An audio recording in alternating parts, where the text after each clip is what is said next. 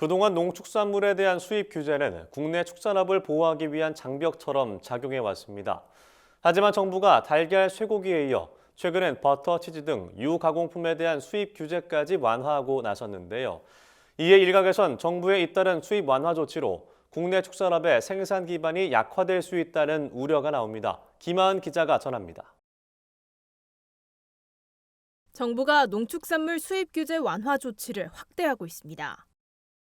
식품의약품안전처는 라트비아, 슬로바키아산 유가공품의 수입 허용 품목을 확대한다는 내용의 축산물의 수입 허용 국가 및 수입 위생 요건 일부 개정 고시안을 행정 예고한다고 지난 10일 밝혔습니다. 식약처는 그동안 라트비아산 유청류, 슬로바키아산 유크림류에 대해서만 수입을 허용했으나 앞으로는 가공유, 버터, 치즈, 분유 등의 유가공품까지 품목을 확대해 수입을 허용한다는 방침입니다.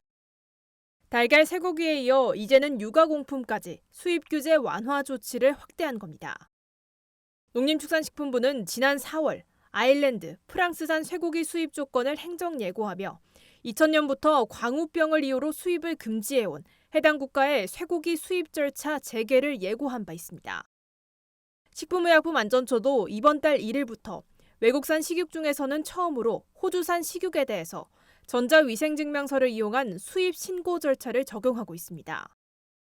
기존에는 호주산 축산물 수입 시 원본으로 제출해야 했던 수출위생증명서를 전자증명서로 대체해 수입 신고 절차를 대폭 간소화한 겁니다. 정부의 잇따른 축산물 수입 규제 완화 조치에 국내 축산업계의 위기감은 고조되고 있습니다. 축산업계는 정부의 잇따른 수입 규제 완화는 국내 농축산물 가격 오름세와 관련이 있다며 이 같은 조치는 물가 안정은커녕 농가 생산 기반만 악화시킬 수 있다고 우려하고 있습니다. 지난 수급 불안은 AI에 어떠한 설정이 있거든요.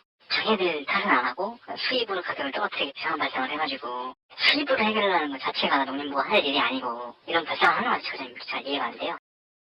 실제 정부는 지난해 발생한 고병원성 조류 인플루엔자 AI로 인한 대량 살처분으로 달걀값이 오르자 지난 2월부터 8월까지 무관세로 수입 달걀 약 4억 개를 들여왔고 이번 달에도 1억 개를 추가로 수입할 계획을 밝혔습니다.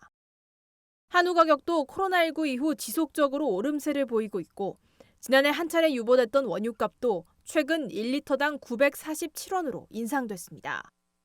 결국 밥상 물가를 잡기 위한 수입 확대가 아니냐는 해석이 나오는 이유입니다. 이따른 정부의 농축산물 개방화 정책으로 지난해 우유 자급률은 47.7%, 쇠고기 자급률은 37.2%로 하락한 가운데 추가적 수입 규제 완화 조치로 국산 축산물의 입지가 더 좁아지진 않을지 축산업계의 우려가 커지고 있습니다. MBS 김하은입니다.